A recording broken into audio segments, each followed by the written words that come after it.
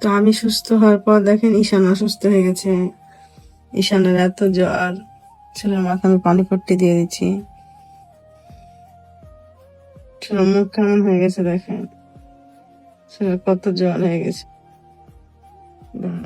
তো রাত থেকে হঠাৎ করে ঈশানের জ্বর হয়ে গেছে, তাই না?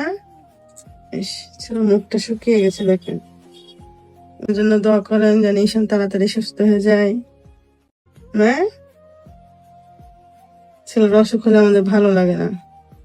আমার এটা তোতা পাখি সারাদিন বকিয়ে মারে, আর দেখেন অসুখ হলে কি চুপচাপ, দেখছেন কোনো কথা নাই, শুয়ে আছে। কথা বলো আব্বু, একটু কথা বলো। না, এখন কত জ্বর গায়ে, ইস।